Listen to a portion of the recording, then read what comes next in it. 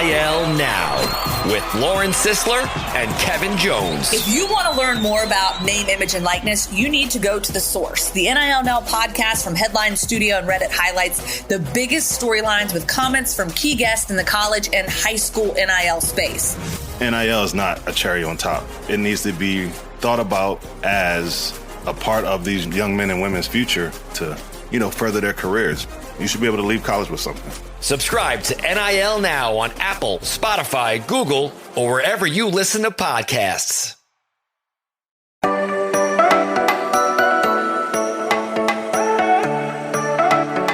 still don't know how it's Wednesday, but time is flying, and it's pretty hard to keep track of time if you're me, but happy hump day as we continue looking ahead to the draft and talking about the biggest questions for the Bengals coming out of free agency, which I think we put a bow on Tuesday as we keep looking forward and not looking back.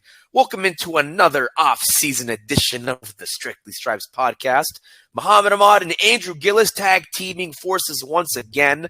And Andrew, we talked so much about Orlando Brown, what he brings to the Bengals, what that means for the offensive line. We also talked a lot about Jonah Williams after he put in the trade request that he put in last week through his agent. And I wanted to revisit that today because, apparently according to NFL Network's Ian Rappaport, the Bengals are entertaining trade options for Jonah Williams as far as like what other teams are interested in.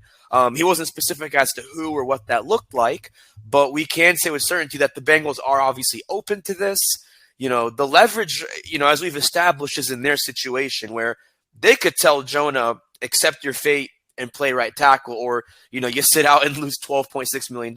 Or they could say, okay, we don't want to deal with Jonah. Let's do what we did with Billy Price and either pull a BJ Hill and or get some draft capital. So this is where I think I was saying last week, I misstated this as a win-win for the Bengals. It's not that it's a win-win, but the Bengals have all the leverage in their court with a deal like the Orlando Brown one. But what I wanted to ask you to kind of pick your brain on is if you're the Bengals, if you're Duke Tobin and, you're looking at these trade offers from Joe Schmo with the Chicago Bears or whatever team, what are some options you think that would work for the Bengals? And how seriously do you think they should entertain any trade offers?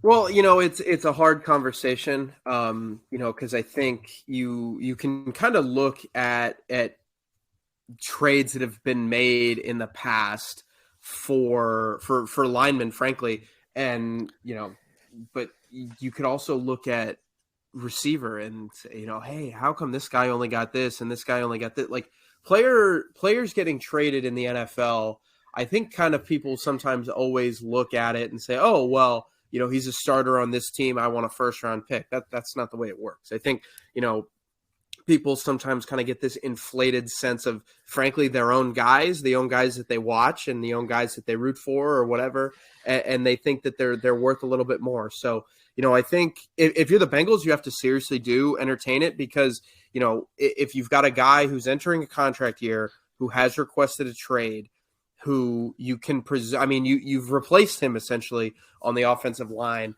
If he wants to play left tackle somewhere, it's not going to be in Cincinnati. So, you've kind of looked at this as as I guess an hourglass situation where time is running down on Jonah Williams' tenure in Cincinnati if he doesn't want to play right tackle in the short or the long term. So I think you absolutely have to consider it. You can look at some kind of options that you could try. I don't see, Jonah Williams for, a tight end. Player for player trades are really hard to pull off and they're kind of rare. So, I think that there's some difficulties with that. So I think right now, if you can get a third round pick, something like that, I think you have to consider that. It's not necessarily the easiest trade in the world to make, considering that you want to win the Super Bowl this year, and Jonah Williams would help you try to win the Super Bowl this year. But again, I think that it's just, it's not a good situation for anybody. And, it's, if you can pull it off, you have to entertain it just because he's probably going to leave in a year anyway. Yeah, and I think, I love how you used the word hourglass. That's exactly what this is with Jonah Williams, because let's say the Orlando Brown move doesn't happen, or it does and he's okay with being right tackle. I mean, I don't see the Bengals extending him unless he just has like a middle finger in your face, prove it year to all his doubters. Like I don't see the Bengals sticking with him, whether it's at left tackle or right tackle beyond 2023. And it's not a great situation. Although the Bengals have leverage, like they don't want to have leverage in this situation because they shouldn't, want to be in a situation to begin with. I don't think any team, is happy that, their team, one of their players doesn't want to be there. Like it creates an extra problem on top of the mountain of things that, the front office has to deal with the draft coming up and filling other needs with guys like Hayden Hurst being gone, because you're still without a tight end, technically, unless you count Devin Asiasi. So, there's a lot of questions that the Bengals have to answer going into the draft. And unfortunately for them, this is another one that's going to be a lot. But you also mentioned that, and I think you were just kind of predicting here that if you're going to trade for draft capital, you said a third round pick. Why specifically a third round pick? Well, I think a third round pick would be really, really good value for you, because I'm not sure, frankly, what you would get for Jonah Williams. I'm not sure. When you have a player who requests a trade and a player wants out, it's sometimes it can be a little difficult to make a trade. Especially at this point in free agency where hey, you're looking around and teams have filled some needs that they would have, or they have spent the cap space that they would have originally to do that. So, I think if you're going to get a pick, especially if you want it to be this year, you can kind of map out the future for the Bengals here. And in 2024, I believe as of now, they're still projected to have 3 comp picks. So, they had every single one of their own picks. I think it was a third for Jesse Bates, 7th or say but so 2 late round picks, but anyway, one for P Ryan, one for Samaje. Yeah, P Ryan. It was P Ryan and Von Bell or Hayden Hurst or Von Bell, one of the two. So you're getting 3 comp picks next year, at least as of now. You might have to cancel one of those out, but either way, you're talking about 8-9 picks that you're gonna have. Because the Orlando Brown signing, you're talking about 8 or 9 picks that you're going to have next year. So I'm not sure if you could definitely get a higher 2024 pick, but you obviously want that draft pick to help you in 2023. So, I just think that, teams are kind of aware of the situation. Teams are not stupid. Teams are, there are going to be a lot of teams out there that would say, why would we trade for a guy, especially if it's a team that, that really isn't contending in this year. Hey, why would we trade for this guy for a year and then risk losing him? You worry about that. Why would we pay an asset for him when we can just have him in a year? There's all these kind of things going on. So I think that if you get a third from anybody, I think you have to really, really consider that. But I think even if it's a fourth and with a condition on it, I think that's kind of going to be the market for him. Yeah, if it's not a third this year, I could see it being a conditional fourth for next year. That could obviously change into a third round option, like you said, which, I think the Bengals would ideally want something now because you want to win the Super Bowl now, not in the 2024 season. I mean, that'd be great too, but they want to win here and now. And that's where, they're not just going to go all flimsy, we can barter or do whatever, because that's the thing, whatever they're going to do.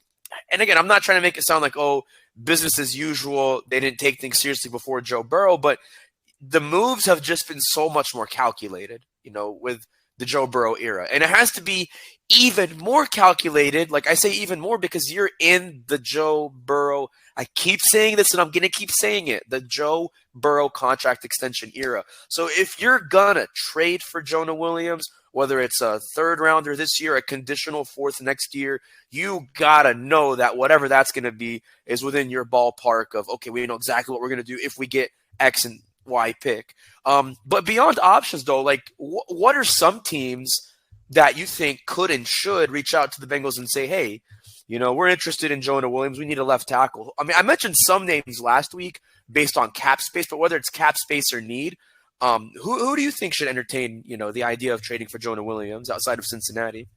Yeah, I think, well, I don't know if it's who should entertain training for Jonah Williams. I think it's more of, where do the Bengals want to send him?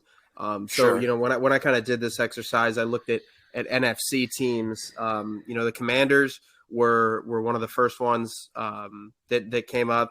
They just signed Andrew Wiley to play right tackle, but I think they could use an upgrade at left tackle. They're a team, there's a lot going on there, and like they're one of the craziest teams in the league in terms of just kind of off the field storylines. So they might have to win and to kind of save some jobs here with kind of the ownership stuff going on. So you're looking at a team that wants to win, and they could use an upgrade at left tackle for their young quarterback Sam Howell. They strike me as an option. The Buccaneers just moved on from Donovan Smith at left tackle. So that's another move that I think you could make. They have, who knows what's going on in Tampa. They just got Baker Mayfield. There's going to be some chaos there, I think, without Tom Brady. But adding Jonah Williams would, I think, help kind of solidify whatever you're going to do at quarterback. I also look at the Chicago Bears. You have a young quarterback who at sometimes was kind of running for his life. You're going to need some help there. And I think that you could really kind of make a case that, hey, if you spend a mid-round pick on Jonah Williams, you just added DJ Moore, you added Chase Claypool last offseason, maybe you draft another receiver in the second round or the first round. You might be cooking with something in Chicago, I think, if you get another offensive lineman. The one that I think is interesting, and this is the last team that I kind of circled, it's interesting for a couple different reasons. The 49ers. Jonah Williams has requested a trade, so we don't know what the trade request was kind of centered upon. Was it, hey, I feel we haven't talked to Jonah Williams, so I don't want to speculate too much, just because we don't know. But if the trade request was not based on wanting to play left tackle only, like if it was kind of, whether it was disrespect, I don't know, but he would have to play right tackle in San Francisco is kind of my point of this, because you're not moving Trent Williams away from left tackle. Trent Williams is an elite left tackle, a Hall of Fame left tackle. Oh, yeah. And you've got, if you can add Jonah Williams to the right side, you're feeling pretty good. You just lost McGlinchey in free agency. I think that adding Jonah Williams to that offensive line would, again, another team with kind of quarterback questions. Is it Brock Purdy? Is it Trey Lance? They just signed Sam Darnold. I don't think it's going to be Sam Darnold, but who knows? They just were down to their sixth quarterback or whatever it was in the NFC Championship game. So, yeah, I think that those are some teams. If you're the Bengals, you're not gonna trade him to a team that could use a tackle like the Chiefs. I think I saw the Patriots were in the market for a tackle. There are things that you're gonna try and shy away from if you're set on moving him. You don't want to have to play him in the playoffs or kind of see that come around to you, kind of help out another team in your division, in your conference. So, yep. I think some of those NFC teams would be who I would have my eye on if I were those teams, and then if I were the Bengals. Yep. No, I like how you mentioned that, because like if you're gonna trade away Joe, don't let it come back to bite you. Like, they say, don't bite the hand that feeds you. Like, all right, if you're because that has happened before, many times in the NFL, where you trade a guy away and it's like, good God, what did we do to ourselves? Chicago was like the name that I really kept thinking about, just because they have been making so many moves, just trading the number one pick, getting those linebackers, TJ Edwards, Tremaine Edmonds, yeah, they are just working in Chicago. And so I would not be shocked if they tried to make a move, and if the Bengals looked at it and said, hey, Justin Fields could use somebody, because I'm sure they're looking at Justin Fields like, hey, we know what it's like to have a quarterback getting chased around for his life, because we've had that happen for the last 3 years. So they're going to look at that and say, okay, so you guys are really serious about booking up for Justin Fields, because so are we. That's definitely, I think those are all good options. And you mentioned Tampa Bay with Baker Mayfield, which, by the way, I know it's kind of a tangent, but did you watch his press conference when he got introduced in Tampa Bay? No, I did not. Did you at least see a picture of him with the Buccaneers backdrop? No, actually I didn't. It felt so weird. Like, cause this is his third team in less than a year, unless you count his time in Cleveland. That's 4 teams in a year. Like, at this time last year, he was still with the Cleveland Browns, and I don't know if this was when they got Deshaun Watson yet, but man, to go from Cleveland to Carolina to LA to Tampa Bay in a year, like, man, honestly, if he, he signed a prove it deal, like 1 year, $8.5 million, who knows, man? I mean, he's not going to fill the GOAT's shoes, but if he can be competitive next year, he might have found a new home. I mean, maybe the Buccaneers might have found something with Baker, so we'll see. But I was just thinking about that a lot. I don't know why. When you brought up Baker Mayfield, I was like, I have to bring this up. But when we come back, we're going to talk more about other predictions for what the Bengals should do at pick number 28. Some of the best names who fit that pick at this point in time, what that means and why, plus much more to come right here on the Strictly Stripes podcast. Hey there, it's Muhammad Ahmad from the Strictly Stripes podcast, and if you still don't know what Cincinnati Football Insider is, listen up. It's a community of fans who want the inside scoop on the Bengals and a direct connection to the podcast and the reporters who cover the team. Here's how it works. Andrew, Mike, and I will text your phone a few times a day with breaking news, analysis, and our insights on the Bengals, and it's the inside scoop on what we're hearing, and we're giving you the inside word before it even hits social media. If you join Cincinnati Football Insider, you get to participate on the podcast, and you can text us directly. It's a great way to cut through the clutter of social media for just $4.99 a month. Still not sure? Just try it for 2 weeks, and if you don't like it, you can text the word STOP at any time, but you won't want to cancel once you join the community of hardcore Bengals fans. So here's how you get on board. Text 513-940-4193 or go to cleveland.com/Bengals and click on the blue banner at the top of the page. It's a great time to join as we're covering the NFL Draft, OTAs, mini camps, and much more to come later this year. So give us a try for 2 weeks and see what you think. Just text again the number 513-940-4193. All right, and thanks for staying with us on the Strictly Stripes podcast. So we did our rankings the other day on what are the most important positions of need for the Bengals, from most important to least important. But with that, whether we agreed that the most important was defensive end or offensive tackle. I guess you said defensive line. I said tight end. I think that's what we had as our top positions of priority for pick number 28 out of our 6-7 positions of need. But, Andrew, whether it's D-line, tight end, it could even be running back. Like, who are 5 guys where, like, no matter what position they play, no matter who they are, like, these are 5 guys that you absolutely would be okay with if the Bengals picked them at number 28 next month?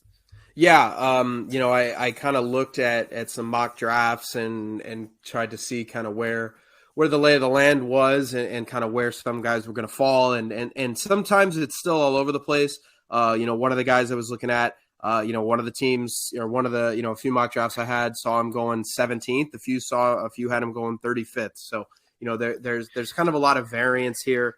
I want to make that clear before I do this. But, the first 2 guys on my list, I think, are pretty basic. Everybody knows these guys. DeJuan Jones at right tackle, and then the same thing for Darnell Wright. Those 2 guys, they would make it easier to move on from a Jonah Williams. If you can kind of parlay, it's basically like, would you trade Jonah Williams for, DeJuan Jones and a 4th round would you trade Jonah Williams and a 1st for DeJuan Jones and a 4th? It's a tough question because you're going to get 4 or 5 years of a rookie deal. I don't know. You guarantee yourself some stability. If you draft a 1st round offensive tackle or even a start, if you draft your starting right tackle in this year's class, your left and right tackle are going to be under contract for the same amount of time. You're going to have 4 years minimum of that tandem. So I think that's enticing. I know this isn't a reason to do it. This is just a personal thing that I would think. Drafting DeJuan Jones would be hilarious because DeJuan Jones measured at 6'8" and 374 pounds. You've got Orlando Brown, who's 6'8" and like 350, 60 something pounds. You've got Cordell Volson at left guard, who's like 6'7" and like 320. So, I mean, honestly, like that's amazing. So that just means you have to draft a running back like Deuce Vaughn or Devin Achane or somebody like that in the draft, because those guys would be just, I mean, watching a 5'7" or a 5'5" running back run behind those guys would be amazing. But so those are the two tackles, that I would kind of envision would be around at that time, that you could kind of take a look at. Running back Bijan Robinson's next on my list. The only reason I included him is because if he's there, I mean, it depends what the board looks like, obviously, but I can't imagine that there's going to be a ton of guys that are, super enticing, or at least more enticing than Bijan at that point. I mean, if you draft Bijan, you have a bona fide number one, okay, this is our 3-down back from day one, Joe Mixon, take a seat guy. Bijan is a really, really, really elite running back. He's not going to have the draft capital that, a guy like Saquon did or something like that, but, Saquon or Zeke, but he's kind of in that mold of a college player. So you have to take a long, hard look at him. Michael Mayer here. I think kind of the way that I've seen some of these mock drafts go, Kincaid and Washington seem to be the favorites to be the first two tight ends off the board. So I think Mayer kind of fits what you're going to do best. He's a pro-ready tight end, whereas, Kincaid, you have to kind of acclimate him to a number one role, I think. Same with Washington. With Mayer, you're getting a guy who is a good blocker. He's a good over-the-middle threat. I think he just kind of fits what the Bengals would be looking for more than some other tight ends on that list. And last is kind of an interesting guy I've been, keeping my eye on over the last couple of weeks. Lucas Van Ness is a defensive lineman out of Iowa, excuse me. He's 6'5", 272 pounds. He's an interesting player because, you can view him as a defensive end, which is what he played at Iowa. I also think, in kind of reading more about him, he can play on the interior. There are some people who are saying he fits better in a 3-4 as kind of a defensive end, but I think you could really move him if he adds, 10, 15 pounds, I think you could add him to the inside and kind of add some boost to your pass rush there on the interior. I wrote about it today that I think pass rush was their number one need right now in terms of what they need to do the rest of the offseason. You got to find some kind of answer to boost your pass rush and kind of help you get after the quarterback. So I think Van Ness would do that. Coming from Iowa, they develop offensive and defensive linemen really well. And I think that if you add him, maybe you get a guy who can serve as a backup and kind of a specialty player with Hendrickson and Hubbard, and maybe you move on from Hendrickson after the year. There's a bunch of different options, but I think you can move him inside as well. Those are all some good names. It was funny when you mentioned DeJuan Jones because, he's a big dude. Like you said, what, 6'7", 6'8", right? Is that you said how tall he is? He's 6'8", so you would 100% have the biggest offensive line in the league. Yeah, because what? Volson's 6'7", Brown is 6'8". Like you mentioned, Jones is 6'8". Alex Kappa's 6'4". Ted Karras is 6'4". Man, and even for a center, 6'4" is big for a center. Most centers are 6'1" to 6'3". So even Ted Karras is tall for his position. Or actually, no, Kappa is not 6'4". He's taller than that even. He's 6'6", Kappa? Yeah, he's 6'6". He's 6'6". So wow, he's even taller than I thought. Good grief, man. Good grief if you're an opposing defensive line, because and we could talk more later about how much better does this make the Bengals offensive line, and I actually do want to talk about that later at some point this week. But no, those are all great names. I even like that you mentioned Van Ness because he was an interesting guy at the Combine. I heard more of his name come up than I heard before the Combine, and it sounds like that's the case after the fact, because he did do pretty darn well. But some of the names that I have, some of which you also mentioned, some of which you didn't, that I want to add in. I want to start with this guy because he's kind of the antithesis to what Lucas Van Ness is, and that's Will McDonald IV, which is funny because, Lucas Van Ness played at Iowa, McDonald IV played at Iowa State. So Hawkeyes fans, don't come after me, please. I promise you I don't have a dog in this fight. But, he really improved his stock too, much like Van Ness did. he showed up like what? I think he had a fever I think last week he had a fever, and then he went to his pro day at Iowa State and had like an 11-foot broad jump, which, I mean, he's not as big as Van Ness. He's 6'4", 240, but that's silly. Like, that is freakish. And like, his PFF numbers don't stick out so much from last year, but PFF is subjective. You can pick and choose what you want from that. But I mean, he's top 30 on the PFF rankings, and if you want someone who's kind of like, again, maybe not like like a Nolan Smith, who like, whoever gets that guy is going to be so lucky, or you don't want to, you don't get someone who's like a generational guy like a Myles Garrett. You're getting someone kind of in between those two frames, who's got somewhere between the size of what Nolan Smith has, who's a little bit more lean, and Myles Garrett, who's like a big just bull who will run you over. Like McDonald is kind of in the middle of that, and I think that's what would fit that Bengals defensive line with Marion Hobby. So that's one name that comes up. And I think there's a better chance that he'll be more available than Van Ness because, I mean, to Van Ness's credit and not to McDonald's discredit, I think Van Ness will get picked pretty high. But I'd say McDonald, I mean, Mayer speaks for itself. I've talked about him a lot on this podcast.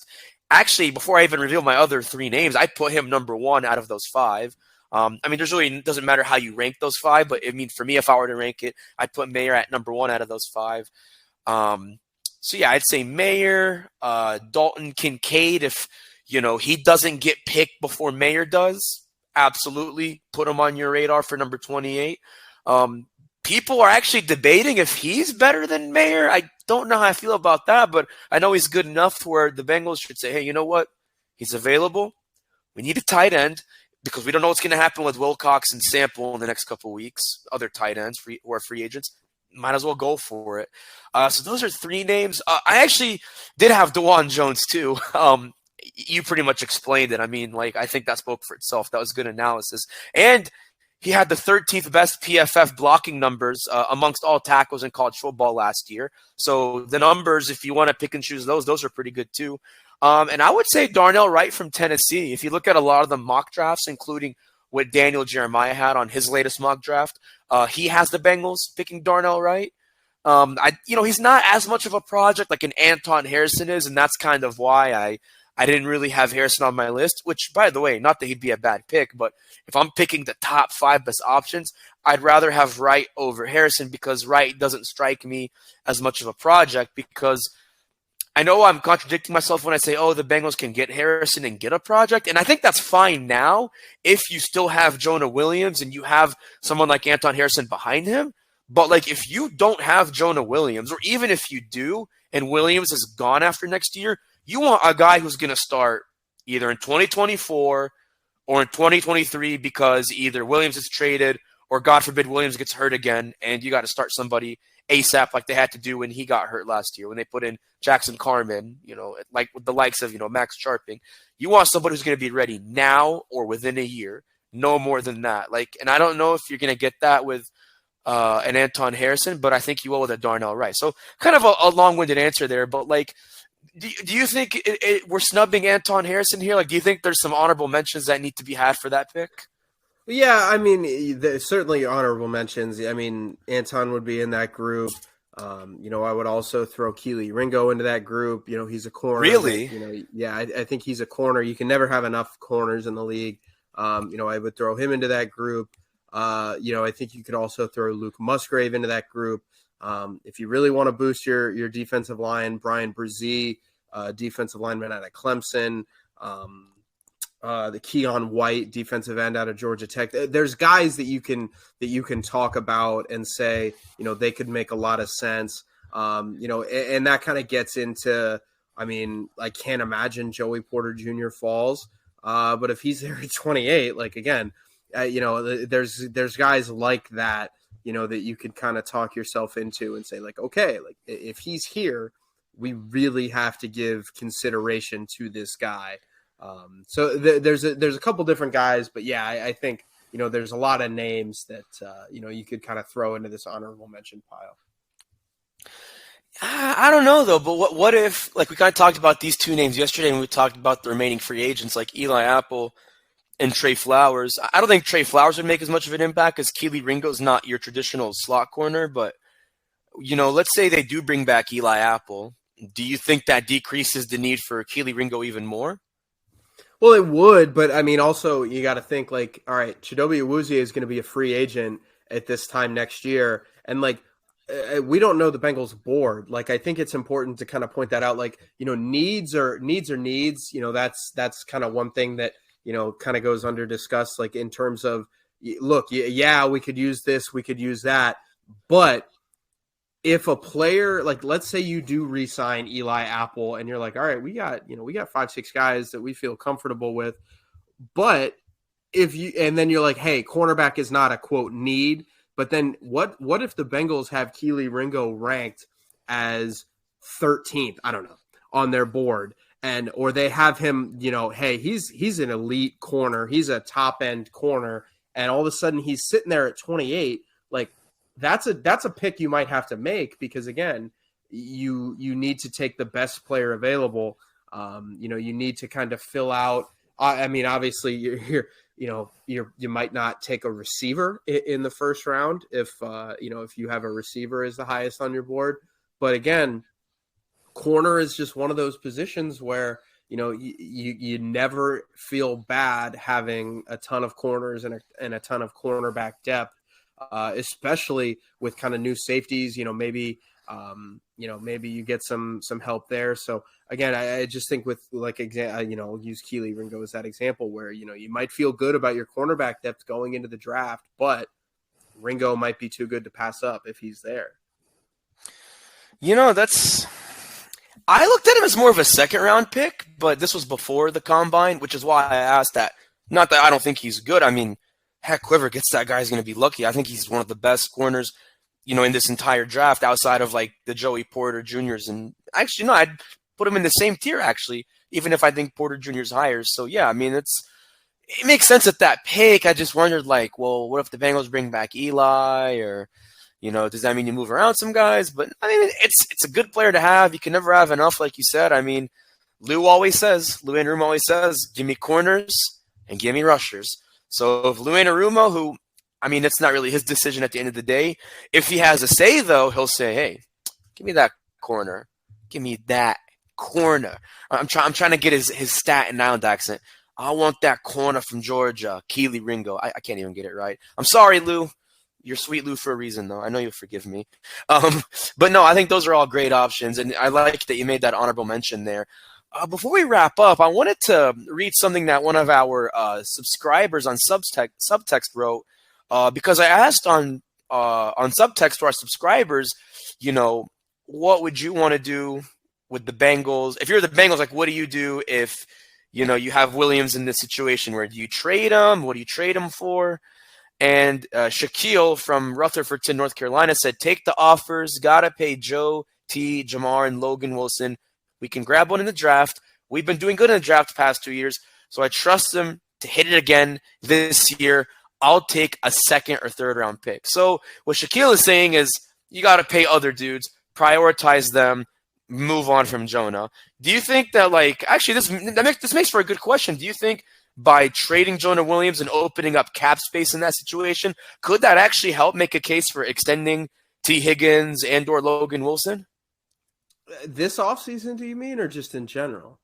I think he's implying it's this offseason if you were to trade Jonah and free up that cap space and use that to make other big moves like extensions. Yeah, I don't know if I would do that right now, because, again, like, I think the T. Higgins conversation is, I mean, that's a really, really hard conversation to have right now, because this is a team that wants to win the Super Bowl. But, look at, I mean, Joe Burrow is going to make a ton of money. And, what if Joe Burrow makes $50 million and Jamar Chase's contract is going to come in at 30 or something like that? I mean, are you really going to say, T. Higgins wants to make 20? Are you really going to pay your top two receivers and Joe Burrow $100 million? I'm just not sure that, that letting Jonah Williams go to another team, and by letting, I mean trading him to another team. I don't know that if you move on from him, I don't know how much that affects, for the long term. Yeah, no, I mean, I think that makes sense because, like, and that's if, Joe Burrow gets the 50 million, gets like a record deal, resets the market. If not, then yeah, maybe like what Shaquille is saying makes sense, but like we just don't know because we don't know what his contract is going to look like, and nobody does. I really don't think literally anybody does except the Bengals front office. But then I know you asked our subscribers, Andrew, like to kind of rank the top 5 needs, on this offseason's to-do list. And one thing that Shaquille also added, he's one of our most active subscribers. Shout out to him. You said, I'm going to see what I can get out of Jonah player-wise, but if not, give me the picks. But tight end, tackle, corner, running back, and pass rush are the most important positions. Might upgrade the pass rush like we, a.k.a. the Bengals, did when they got B.J. Hill for Billy Price.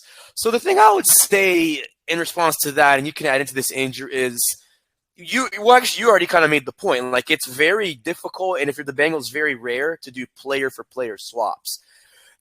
People like to fantasize and overblow the Billy Price B.J. Hill trade, which I'm not saying, B.J. Hill's not all that. Like, he's a big reason why they went to the Super Bowl. Like, Ogunjobi goes down in the playoffs. He starts in his place. He picks off Patrick Mahomes.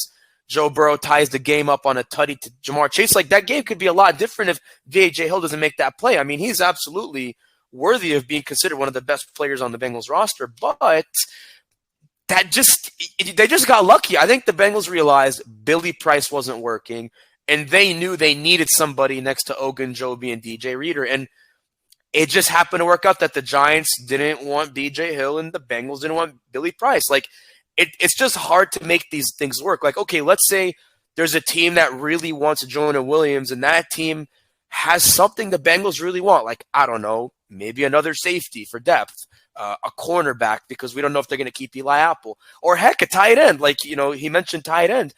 If that's the case, great. That's awesome. And we can look back at that and say, the Jonah Williams for XYZ trade was good. But, I mean, what do you say to that, Andrew? Just everything that I said, or is there anything else you want to kind of add to that? No, I'm good. I'm good. I think that's pretty much it. I think I've exhausted my my thoughts on that issue. Yeah. I think I'm all square.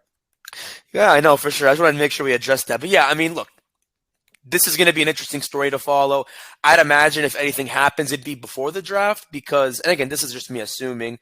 I know I'm somewhat speculating when I say this, but like it would make sense if you're going to get this done before the draft because by that point, like you want to know what your needs are going to be, and it's going to make it easier to decide how flexible you're going to be with that, 20th overall pick. So just to preface that. But stay with us. This week, we're going to compare and contrast. Yes, we're going to compare and contrast how the Bengals did in free agency versus other teams in their division. What went right compared to the Browns, the Ravens, the Steelers, where they could have done better and why, and just overall grades. And we're going to continue to shaping up what free agency has meant for different position groups across the board for the Bengals. But once again, for myself and Andrew, I'm Muhammad Ahmad. Enjoy your hump day, and we will see you on Thursday.